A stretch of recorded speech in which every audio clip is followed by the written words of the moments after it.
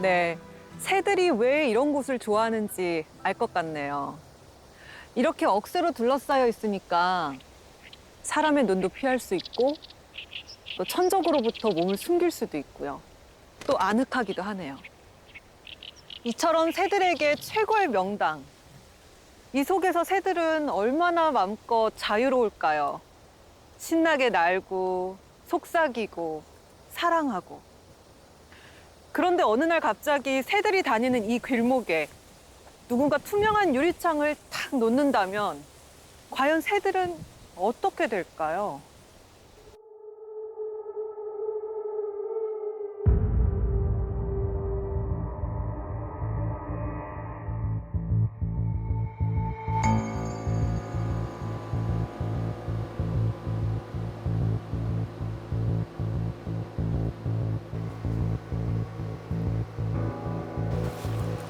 죽었어요.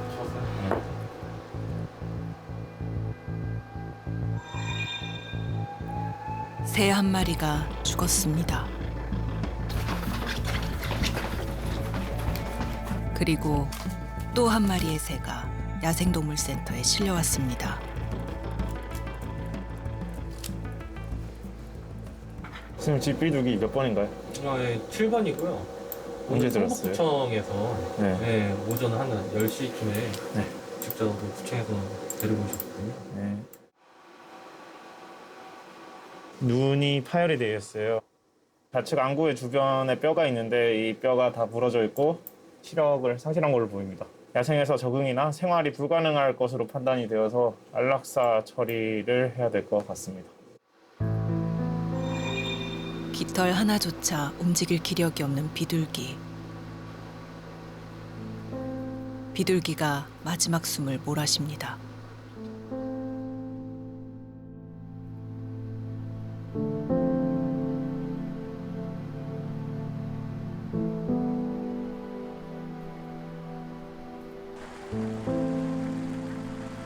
우리는 살아있는 새를 보는데 익숙해 있지만 오늘도 새는 아파트 정원에서, 외진 배수로에서, 길가 옹벽 아래서 죽어갑니다.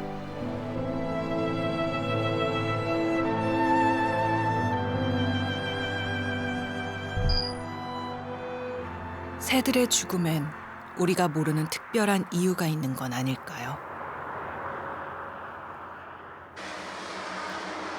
20년 넘게 새를 연구해온 한 전문가를 따라가 보기로 했습니다. 이곳은 제가 자주 찾는 방음벽 중에 하나인데 근데 차를 타고 잠깐 오니 앞에 뭐가 떨어져 있는데 확인을 하기 위해서 가고 있습니다. 참매가 죽었네요. 이 개체는 어린 개체인데 흰색 바탕에 황갈색 줄무늬가 뚜렷하게 남아있는 어린 참매. 각막이 아직 마르지도 않은 걸로 보아서 죽은 거는 얼마 되지도 않는 그런 개체입니다.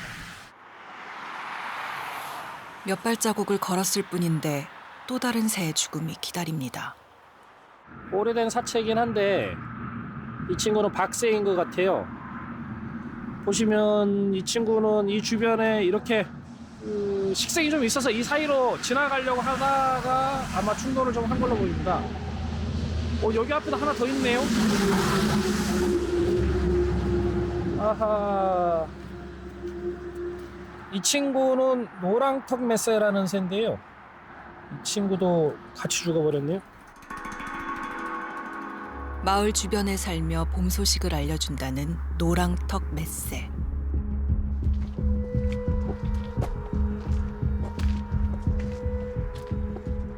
여기 사체가 있네요. 쑥새는 먼 북방에서 수천 킬로미터를 날아와 우리나라에서 월동하는 겨울 철새입니다. 이 개체들이 하나 살아남기 위해서 굉장히 처절한 삶의 과정들을 거치게 되는데 또는 한국에서 어떻게 겨울을 나보겠다고 시베리아에서 여기까지 날아오고 이렇게 많이 죽어요. 이거는 많은 분들이 관심을 좀 더 가져줬으면 좋을 것 같아요.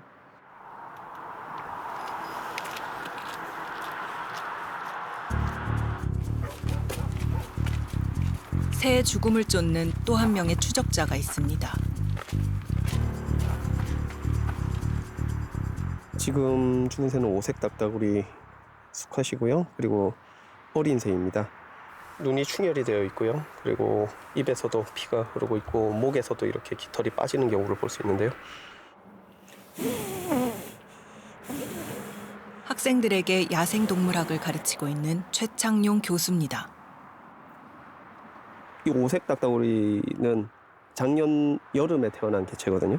만약 정상적인 상황이었다면 약 10년 가까이 생존을 할 수 있는 개체인데 보존적인 측면에서 굉장히 문제가 된다고 볼 수 있습니다.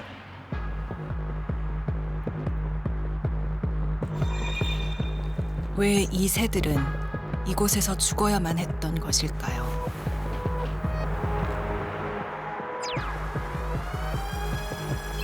제작진은 이 도로에서 유난히 새들이 많이 죽고 있다는 사실을 알게 됐습니다.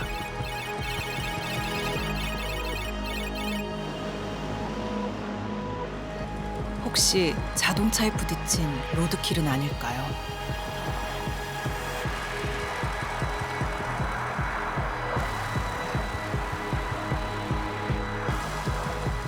그런데 새의 죽음은 비단 도로에서만 일어나는 게 아니었습니다.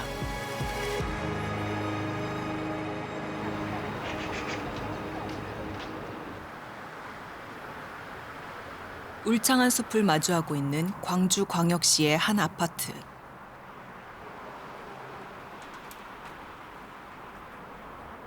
이게 혓뿌리거든요.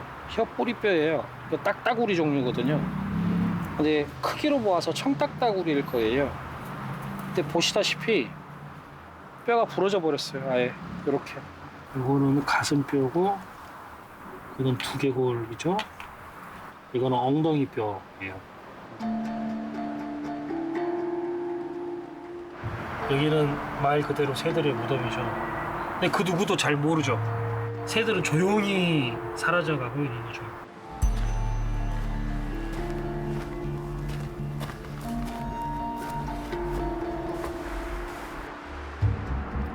새들을 조용히 사라지게 만든 그곳에 남겨진 죽음의 단서.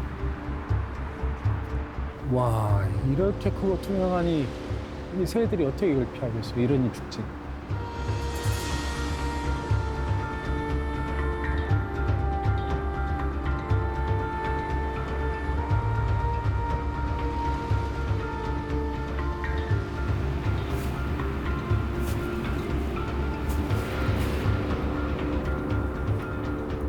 정말로 새는 유리벽에 부딪혀 목숨을 잃었던 것일까요?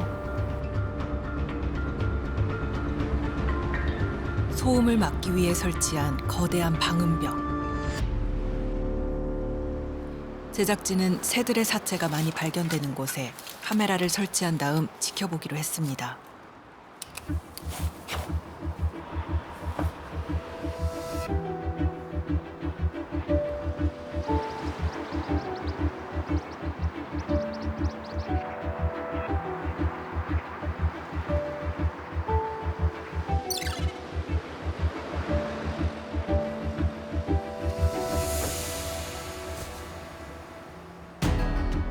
얼마나 지났을까? 카메라에 포착된 충돌 장면. 다행히 비둘기는 목숨을 건졌습니다. 하지만 계속해서 충격적인 제보들이 들어왔습니다.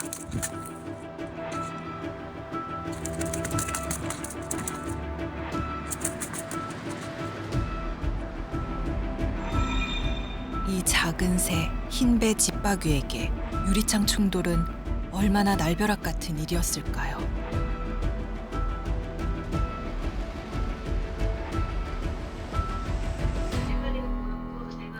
충돌 사고 소식은 전국에서 들려옵니다. 안녕들 하세요. 생태원의 김용준입니다. 예, 잘 지내시죠? 제주도는 좀 어떠세요? 이제 아마 남아있던 흰돼지박이 무리들이 이제 길게 늘어진 강물을 만나서 집단 충돌로 폐사하는 결과로 추측되고요. 어이구야, 고맙습니다. 수원은 요즘 또 계속 조사하고 계시죠? 1월 6일인데 그날 4마리가 떨어져 있었어요. 근데 고양이가 다 훼손해놔서 멀쩡한 애들은 없었고요. 누적된 게 178마리예요. 예, 고생 많으시네요. 주변에 계신 분들하고 더 많이 좀 공유를 좀 해서 더 많은 사람들이 관심을 가질 수 있게 좀 더 노력 같이 했으면 좋을 것 같아요. 김영준 실장이 4년 전부터 해오고 있다는 일. 전국 곳곳에서 올라오는 조류 충돌 제보를 꼼꼼히 분석하고 데이터를 구축하는 작업입니다.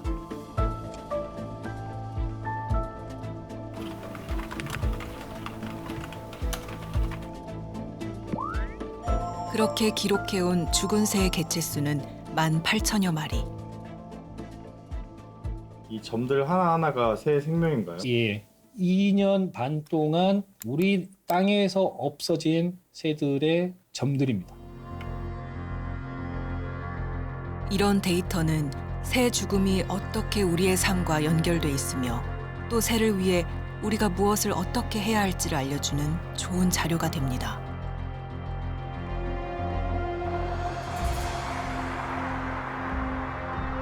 새는 하늘을 나는 특권을 가졌습니다.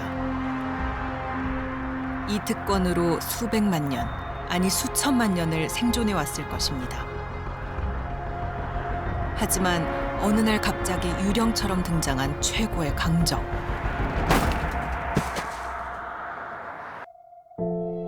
바로 유리벽입니다.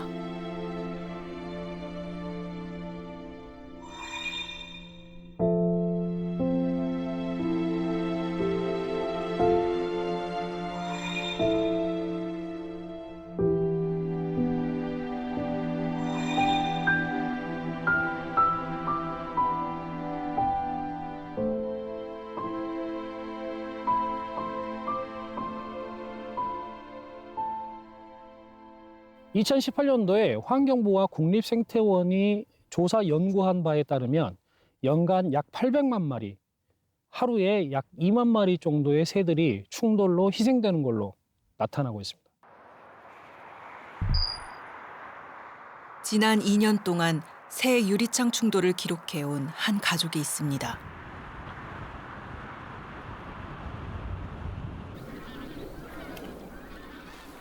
인근에 너른 하천인 대호만이 있고 들이 넓은 까닭에 겨울 철새들의 단골 방문지인 서산.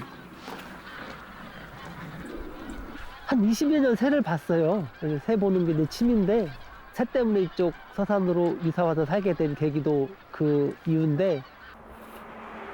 서한수 씨 가족은 한 달에 한 번 도로 방음벽을 조사합니다. 어우, 피난 거 봐. 아유, 이거 어떡하냐 이거. 저 앞에 또 있어. 아유, 충격이 엄청 세게 부딪혔나 봐. 피가 이렇게 흐르게 부딪힌 거는 처음인 것 같아. 정말 세게 부딪혔나 봐. 죽은 지 얼마 안 돼 보이는 비둘기. 죽음에 뭔가 이유가 있어야 되는데 이 친구들은 진짜 너무 가치 없는 죽음이에요, 이것은. 너무 안타깝습니다. 이런 상황들 매번 볼 때마다.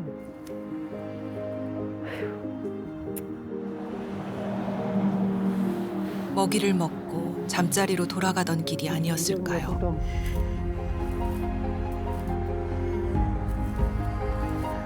방울새랑 노랑집박이. 노랑집박이.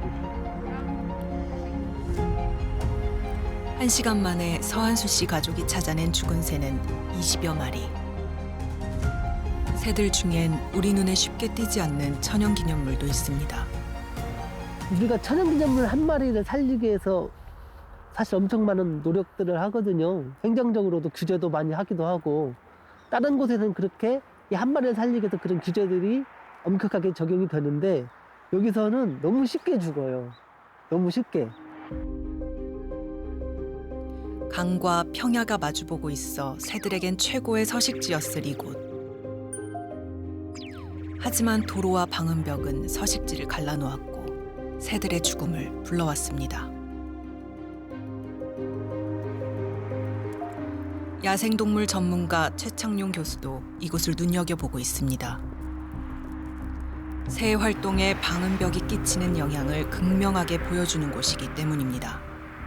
이 지역은 철새 도래지로서 잘 알려진 지역으로서 다른 지역에 비해 자연 상태가 잘 보존된 지역입니다. 농과 저수지, 하천 등이 다 어우러져 있기 때문에 서식할 수 있는 조건들이 잘 갖추어져 있고요. 그러다 보니까 개체수가 많은 만큼 이러한 방음벽 충돌에 의해서 피해를 받는 새의 수도 늘어나게 되는 것이죠. 철새들은 먹이터와 쉼터를 오가며 생활합니다. 하지만 어느 날 갑자기 설치된 방음벽은 죽음의 덫이 될 수밖에 없는 것이죠.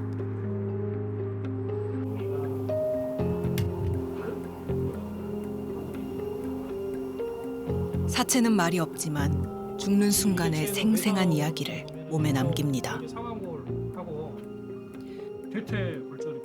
김영준 실장이 도로의 방음벽 아래서 수거해온 노랑턱 맷새.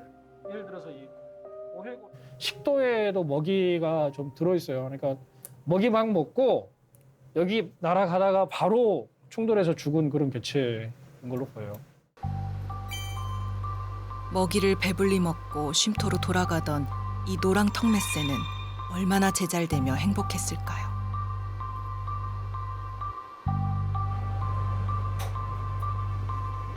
하지만 단지 몇 초에 불과했을 행복.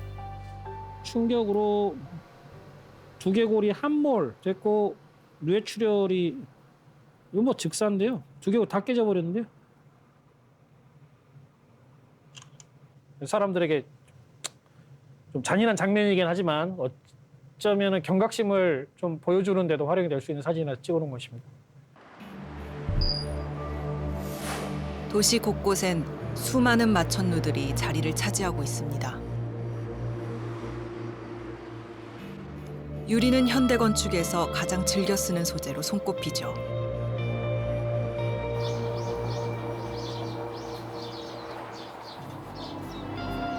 하늘길도 더 이상 안전지대일 수 없는 새.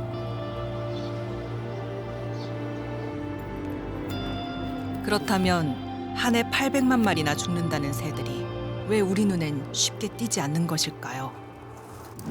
쓰다 보면 이제 떨어져 있고 또 여기 청소에서는 저 쓰리에 있다고 연락이 오고.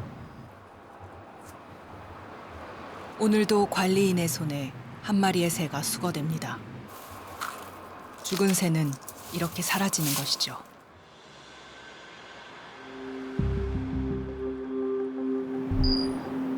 오늘도 도시는 불야성입니다. 하지만 밝은 곳이 있으면 어딘가 어두운 곳도 있는 법이죠.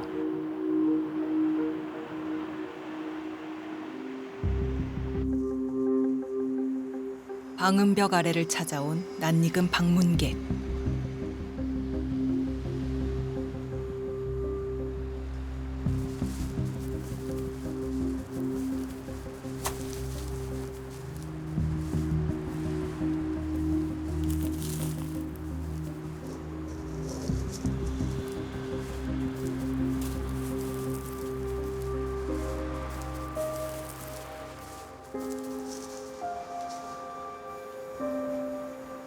새의 사체가 감쪽같이 사라집니다. 이 같은 사실을 오래전부터 눈여겨봐온 한 사람. 예상이 적중했습니다. 이것도 아마 고양이가 먹은 것 같아요. 깃털이 막 사방으로 있는 거 보니까. 얘가 죽어서 그냥 흔적이 사라져버리면 안 되잖아요. 그래서 이 흔적을 저희가 찾아서 많은 사람들이 알게 해야 이 문제가 해결이 되니까요. 은수희 씨는 2년째 이곳의 조류 충돌을 조사하고 있습니다.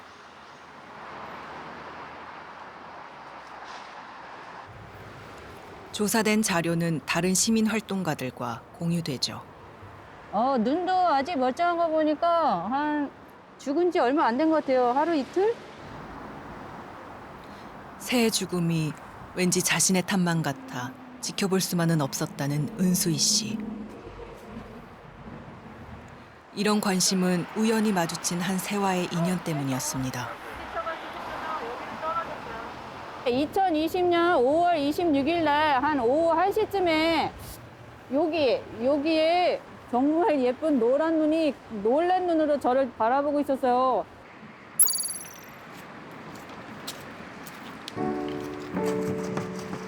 천연 기념물 솔부엉이였습니다.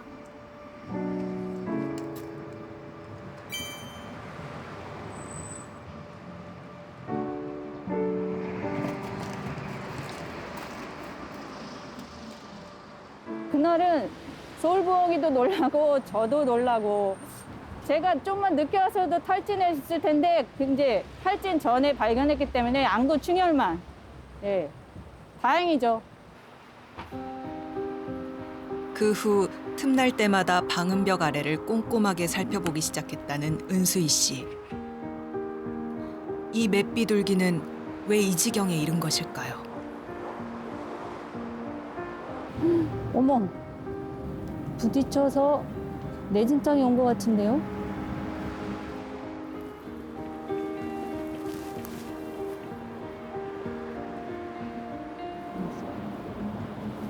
그 유리창에 부딪혀서 지금 거의 어리버리하고 있는 것 같아요.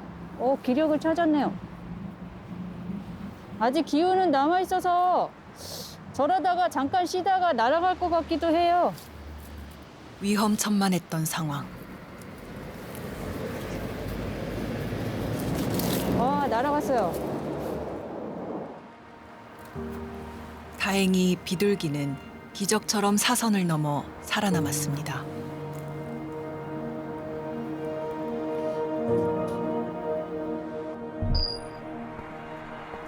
하지만 대부분의 새는 그렇지 못합니다.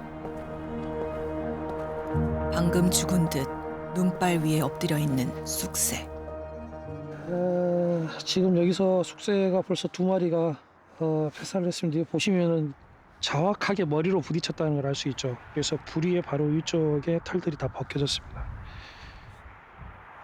쑥새는 겨울을 나기 위해 우리나라를 찾는 철새죠. 러시아 쪽에서 우리나라에 넘어오는 대표적인 겨울 철새 중에 좀 작은 새에 해당합니다.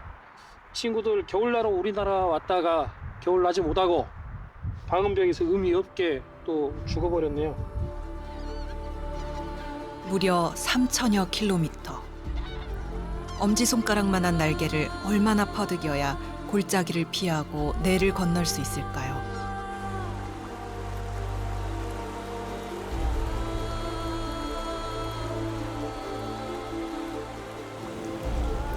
불과 서너 달 전만 해도 녀석들은 시베리아의 얼음장 위에 있었을 것입니다. 작은 몸집이어서 부지런히 먹고 서둘러 출발해야 했겠지요.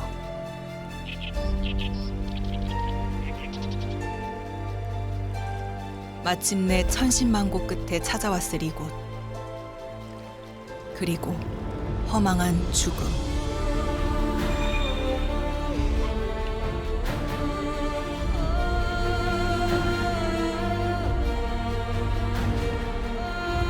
새들에게는 넘을 수 없는 장벽입니다.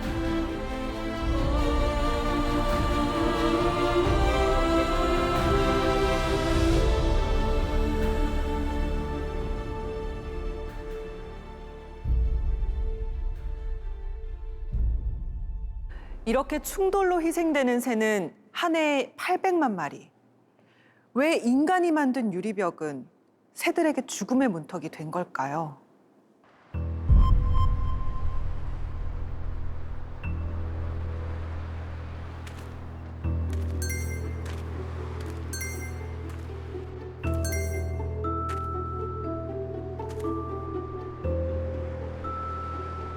그렇다면 유리창 충돌이 새들에게 치명적일 수밖에 없는 이유부터 먼저 살펴봐야겠습니다.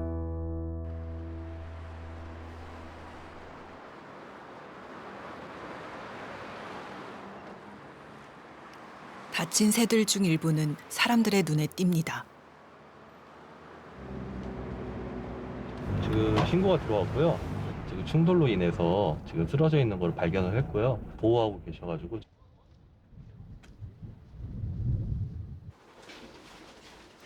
구조한 새는 말똥갈이라고 했습니다. 여기 주세요. 여기 낙이 있잖아요. 여기 소독약 칠하고 사람이 샀는데. 빨간 약이에요, 아니면? 아니. 일어나지도 못했었어. 말똥갈이가 서울까지 오게 된 건 사연이 있습니다. 처음에 그 고흥군에서 발견을 했는데 날지를 못하고 껑충껑충 뛰어서 오길래 아 이건 다친 건 확실하다 이래 봤는데 날개를 다쳤더라고요. 어떻게 하다 보니까 돌고 돌다 보니까 여기까지 서울까지 왔어요. 고흥서 평창으로 해서. 다행히 뭐 인계를 해줘서 지금 정말 고맙습니다. 이거 사게 됐네요.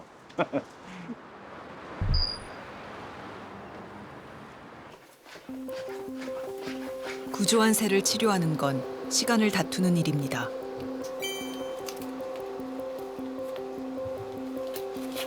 의료진의 손길이 분주해집니다. 뼈에 깐것 같아요. 엑스레이로 날개뼈의 상태를 확인한 결과 지금 오른쪽 어깨뼈 상완골을 보시면 이렇게 뼈가 이어지다가 중간에 끊어진 부분이 있는 것을 알 수가 있습니다. 대각선 방향으로 이런 식으로 끊어졌는데요. 차골절이라고 표현을 하고요.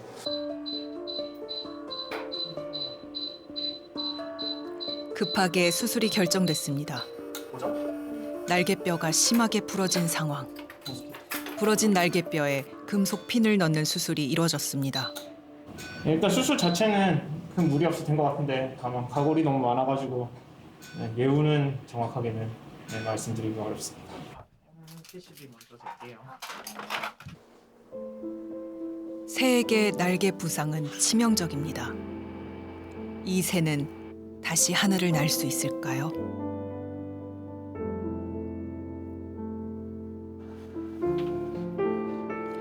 이곳에 들어온 새들은 사연이 있습니다. 가장 큰 이유는 충돌로 인한 부상이죠.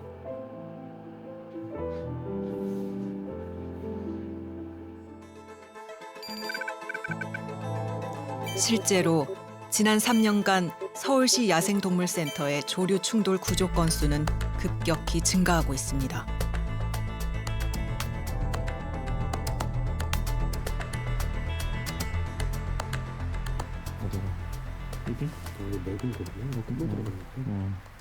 처음 들어왔을 때는 혼수 상태로 보여졌고요. 거의 기립이 제대로 안 되고 보행도 제대로 안 되는 그런 상태였는데 각막 손상의 흔적이 나타나서 이제 안과적으로 안연고 처치를 하였고요.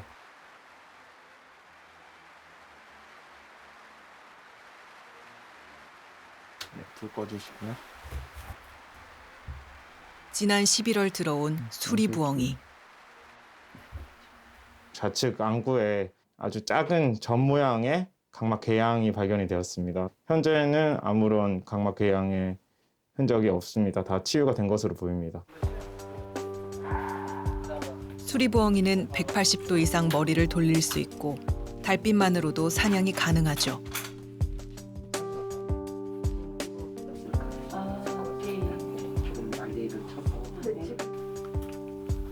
그런데 왜 유리창 충돌은 피하지 못한 걸까요?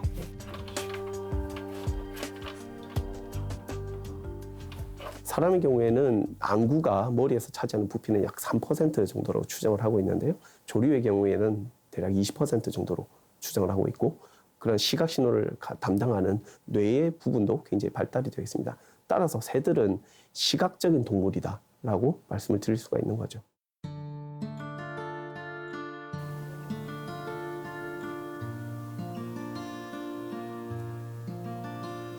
새들의 시력은 오랜 진화의 결과입니다. 그래서 조류는 머리에서 안구가 차지하는 비율이 큽니다.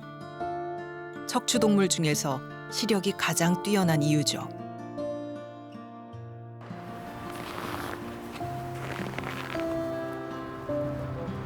죽음엔 늘 목격자가 있습니다. 지난 2년간 꾸준히 새들의 죽음을 사진으로 남긴 한 사람. 흔적 없이 사라질 뻔한 70마리의 죽음이 기록으로 남았습니다. 저는 대학교에서 야생동물을 공부하고 있는 은나현입니다. 어릴 적부터 동물에 관심이 많았고 최근에는 새를 관찰하고 공부하고 있습니다. 지금 저기 지붕 아래에 황조롱이가 눈을 피하려고 지금 지붕 아래에 앉아 있어요.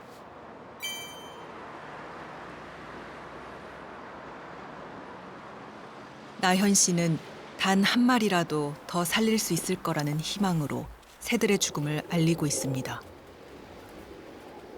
이 깃털은 저번 가을쯤에 충돌해서 죽은 샘의 꼬리깃이에요. 그런데 나현 씨는 이 건물의 창문을 주목합니다. 유난히 죽은 새를 많이 발견했다는 건물.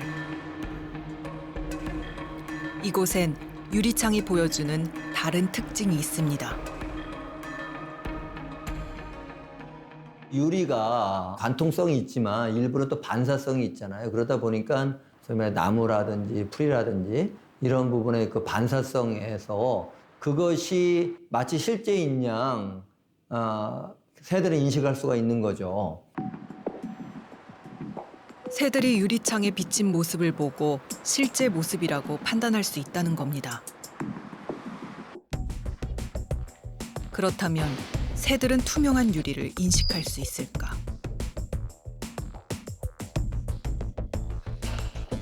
제작진은 한 가지 실험을 해보기로 했습니다. 새들이 투명창을 인식하는지의 여부를 직접 확인해 보기로 한 겁니다. 제가 알기로는 국내에서는 실험 세팅을 해서 특히 이제 조류 행동 관찰하는 것들은 이런 식으로 구성된 거는 처음으로 하는 것이고요.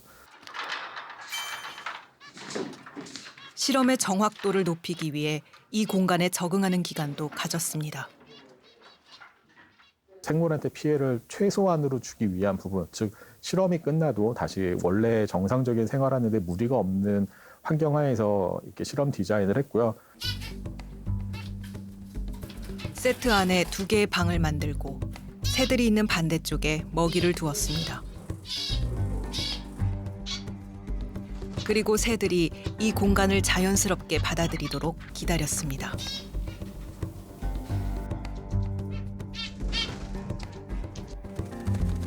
점점 반대쪽 공간에 관심을 갖더니 먹이가 있는 방으로 날아오는 금화조.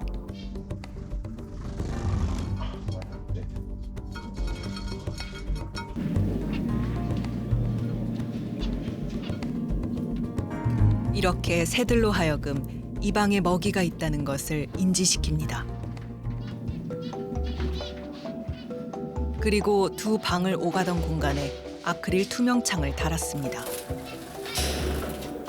과연 새들은 투명한 벽을 인지할 수 있을까요?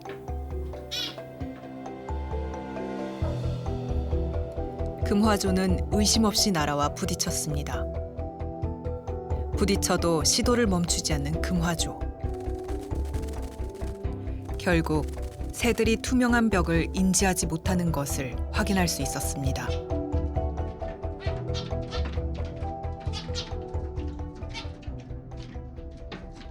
그 자유로에 오고 가고 있는 공간에 이제 투명한 유리벽을 달았었을 때 새들이 이제 그거에 대해 인지를 못하고 부딪히는 것을 확인할 수 있었습니다. 투명 방음벽이라든가 건물에 있는 이런 투명한 유리창들이 새들한테 좀 부정적인 영향을 줄 수 있다는 것을 실험적으로 처음 확인을 했고,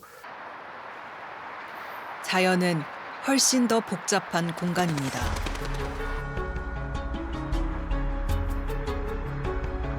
(30km에서 70km에 달하는 새들의 평균 비행 속도.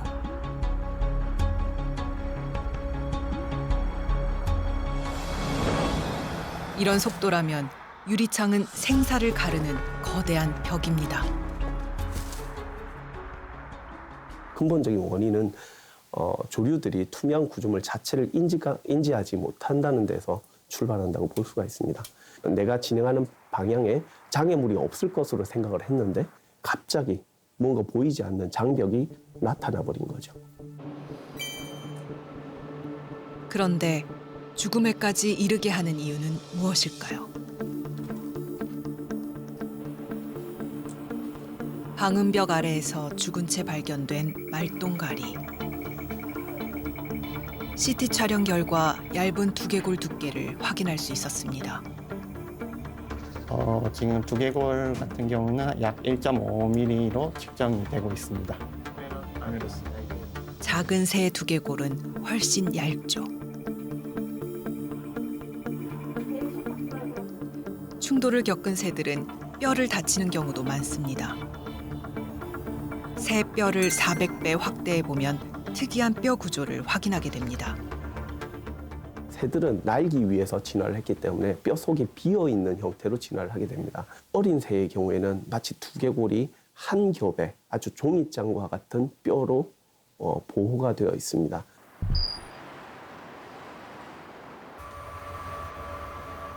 그렇다면 얇은 두개골의 강도는 어느 정도일까?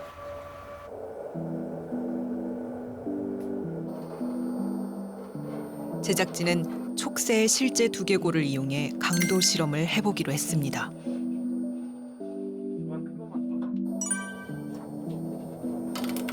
달걀 껍질과 땅콩, 메추리알 강도 측정 결과 촉새의 두개골 강도와 가장 비슷한 것은 달걀 껍질. 유리창 충돌은 마치 달걀을 힘있게 벽에 던지는 것과 같은 충격이겠죠. 작은 새의 경우에는 두개골이 굉장히 무른 비닐이라든가 아주 얇은 플라스틱으로 덮여져 있는 것과 마찬가지라고 볼 수가 있습니다. 포획을 해서 다룰 때 잘못해서 손톱으로 머리를 누르게 되면 머리뼈가 함몰이 되게 돼요. 그 정도로 약합니다. 지금도 새들은 소리 없이 죽어갑니다. 1년에 800만 마리가 죽는데 이걸 주변 사람들한테 얘기하면 믿나요?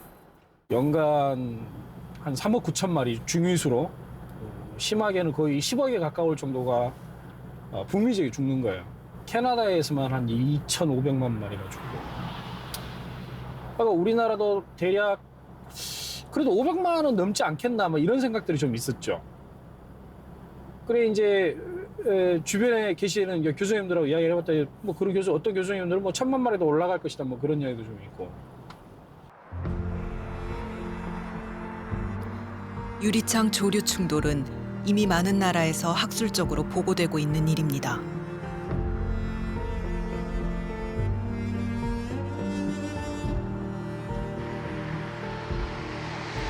안타까운 죽음으로부터 새들을 구할 현실적인 방법은 없을까요?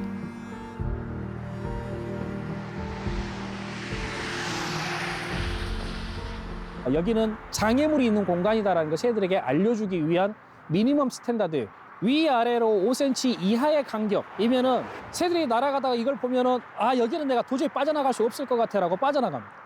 근데 예를 들어서 이 상하의 두께가 더 크면 이건 나가볼 수 있을 것 같은데라고 생각해서 나가버리죠.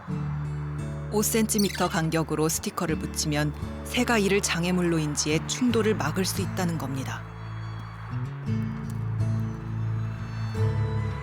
이건 국제적으로 공인된 방법이기도 합니다. 노력의 결과도 조금씩 드러나고 있습니다. 지금 11월 달에 여기 설치를 했는데 제가 그 이후로 이제 수시로 조사를 했는데 아직 여기 설치한 구간에서는 조류 충돌이 일어나지를 않고 있어요. 지금 여기 같은 경우는 5cm, 5cm 간격으로 좀 더 촘촘하게 저희가 붙였고요. 사람들의 관심과 애정으로 붙여진 스티커. 이 작은 스티커가 만든 기적. 결과는 놀라웠습니다. 전국적으로 확산된 스티커 붙이기 운동. 새들과 함께 살아가기 위해 많은 이들이 손을 걷어붙였습니다. 전 세계에서 조류종의 감소는 매우 심각한 걸로 나와 있습니다. 예를 들어 미국에서 지난 50년 동안 조류종의 총수를 살펴본 결과 약 30%가 감소한 걸 알 수 있게 되었죠. 거기에도 유리창 충돌이 큰 영향을 주고 있는 걸로 밝혀지고 있습니다.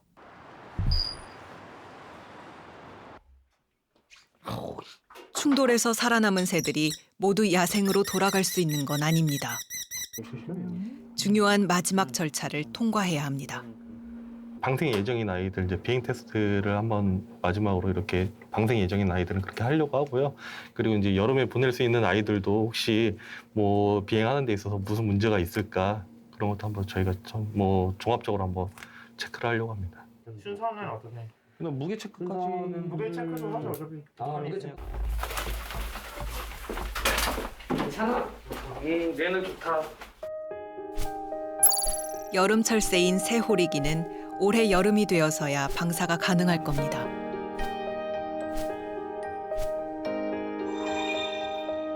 지난해 11월에 들어온 솔부엉이는 어떨까요? 야행성인 만큼 불을 끄고 이뤄진 비행 테스트. 솔부엉이도 거뜬히 테스트를 통과합니다. 얘가 왼쪽 휴머러스 플렉처로 들어왔었어요. 이렇게 사람들에게 발견되고 다시 건강하게 돌아가는 새는 극히 일부입니다.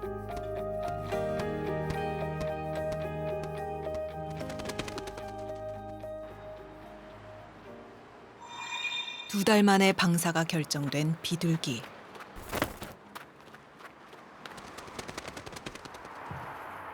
그 어떤 생명도 사소하지 않습니다.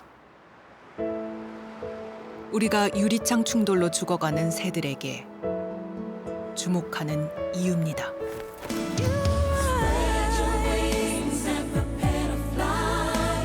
새들의 시선으로 하늘을 날아볼까요?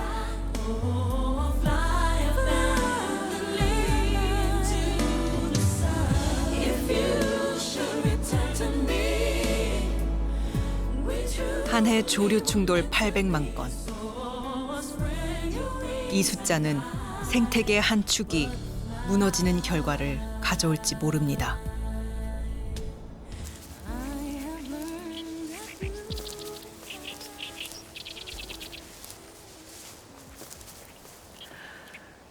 더 늦기 전에 우리가 관심을 기울이지 않는다면 어쩌면 한 해 800만 마리, 아니 900만 마리, 그 이상의 새들이 죽어갈지도 모릅니다.